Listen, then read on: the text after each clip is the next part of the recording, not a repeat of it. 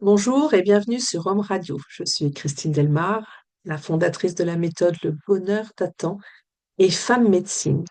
Je vous ai raconté, je crois que c'était la première fois que je parlais sur Home Radio, je vous ai raconté l'histoire d'Elias. J'allais dire mon ami Elias, mon jeune ami Elias, puisqu'il avait 21 ans, que j'ai rencontré dans un ashram en Inde qui avait un cancer généralisé et que j'ai accompagné jusqu'à la mort en Inde. C'était une grande aventure humaine. Euh, Ça m'émeut un peu encore d'en parler. C'était vraiment à la fois extraordinaire, puis triste, évidemment, triste de perdre un ami, même si je le connaissais pas depuis longtemps. Évidemment, partager ces moments juste avant la mort, ces quelques semaines avant la mort, ça nous avait extrêmement rapprochés. Et je canalise. Je parle avec mon ange gardien et un jour, je lui ai posé la question de savoir pourquoi la vie de certains était si courte. Et voilà ce qu'il m'a répondu et je voulais le partager avec vous. Je vais le lire parce que je l'avais écrit pour ne rien oublier. Pourquoi la vie de certains est si courte? Ai-je demandé à l'ange. Voici sa réponse. Tel est leur destin, tel est leur choix divin. Faire un court séjour sur Terre, apprendre ce qu'il y a à apprendre, aimer ceux et ceux, CEUX et CE, aimer ceux et ceux qui doivent être aimés, puis partir, repartir, jusqu'à la prochaine fois. Je sais que cela n'enlève pas le chagrin des parents, mais nous avons chacun, chacune, notre propre chemin, indépendant de notre entourage, de sa volonté et de son amour. Cela peut sembler cruel, mais il en est ainsi. Chacun a son chemin, plus ou moins long, plus ou moins court, en fonction de ce qui doit être accompli. Il en est ainsi.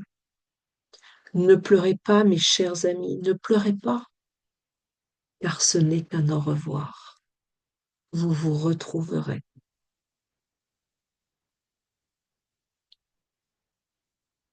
Je laisse quelques secondes de silence et d'intériorisation parce que ce sont des paroles de grande sagesse et de grand amour, évidemment, et des paroles divines, hein.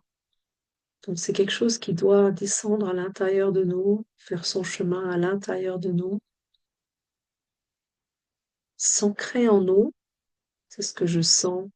Les mots descendent en moi, s'ancrer en nous, dans nos cellules, dans notre cœur, en peine d'avoir perdu quelqu'un que l'on aimait, quelqu'un qui nous était cher. Quelque part, prendre de la hauteur, retrouver notre légèreté, comprendre que le temps de certains est certes court. Elias est parti à 21 ans, mais il peut être très intense. Elias a connu l'illumination à 21 ans. Je ne suis pas sûre qu'il y ait grand-chose de mieux que cela. Et qu'on se retrouvera, quoi qu'il en soit, de l'autre côté, parce que l'autre côté existe. Je peux en assurer puisque je parle avec les défunts. Si les défunts me parlent et je leur parle, c'est qu'ils sont là.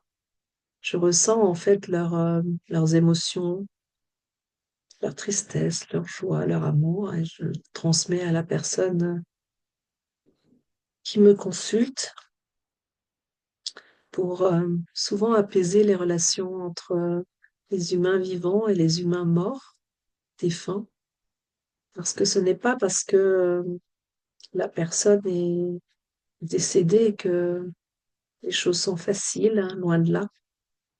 Et ça m'est arrivé souvent entre des filles et leur père défunt d'apaiser le remontrance, les déceptions, les ressentiments, d'apaiser la culpabilité aussi, pour remettre de l'amour et une joie et une lumière incroyable. Donc voilà, je voulais partager avec vous ce message du ciel. Ne pleurez pas, ce n'est qu'un au revoir. Vous vous retrouverez. Je vous souhaite une bonne journée, une bonne semaine et je vous dis à la semaine prochaine. Au revoir.